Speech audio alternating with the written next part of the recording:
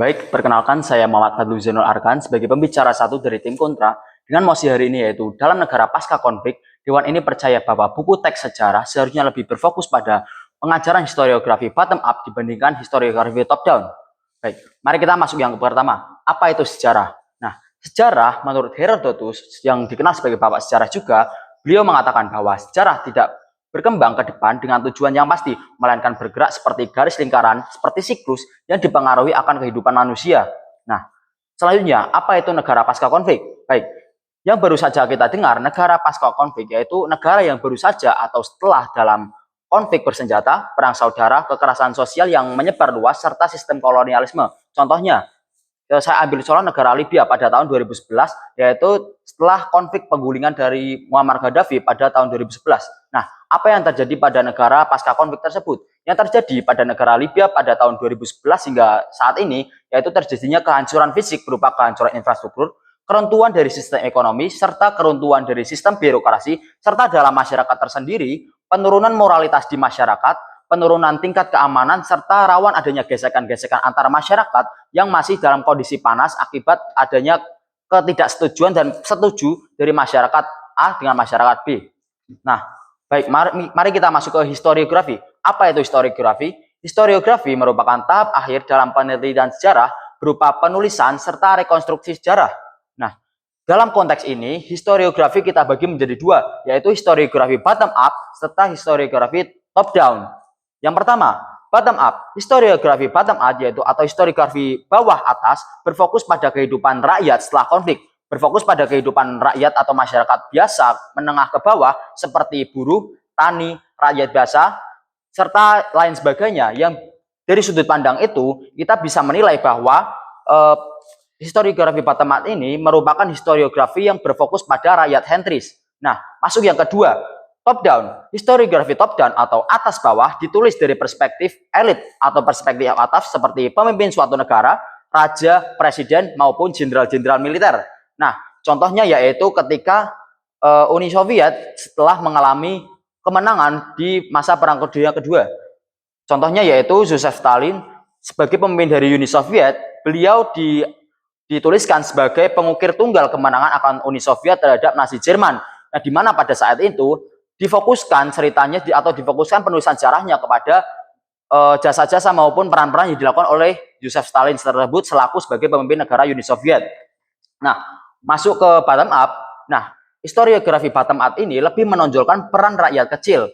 Peran rakyat kecil dari kehidupan mereka selama konflik dan setelah konflik, dan serta lebih menunjukkan dari penderitaan-penderitaan mereka dibandingkan langkah-langkah yang diambil oleh pemerintah atau kekuasaan yang lebih atas. Tapi dua, kekurangannya dari bottom up ini, hal tersebut memiliki potensi dalam keminimuman akan sumber data sejarah, karena dalam historiografi bottom up itu biasanya atau kebanyakan itu menggunakan sumber informasi berupa lisan maupun ingatan dari masyarakat secara langsung. Nah, hal tersebutlah juga yang bisa memicu akan adanya subjektivitas yang tinggi.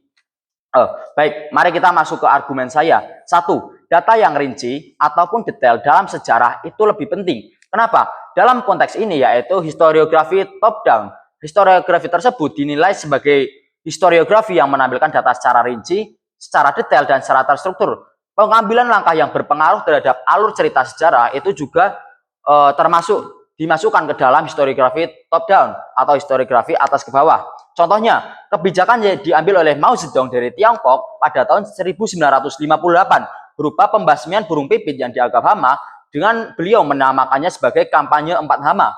Nah, kampanye ini bertujuan untuk meningkatkan produksi pangan agar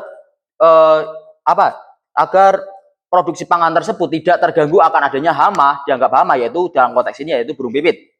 Nah, dan yang menjalankan kampanye ini juga merupakan dari rakyat-rakyat kecil seperti anak-anak, tua, dewasa, wanita maupun pria, semuanya sama-sama menjalankan kampanye tersebut. Nah, tapi akan kebijakan tersebut dampak negatifnya yaitu ledakan populasi akan serangga dikarenakan ketidakseimbangan ekosistem antara burung pipit dengan serangga yang merupakan rantai makanan. Nah, dari hal tersebut muncullah sebuah kelaparan massal di Tiongkok pada tahun tersebut.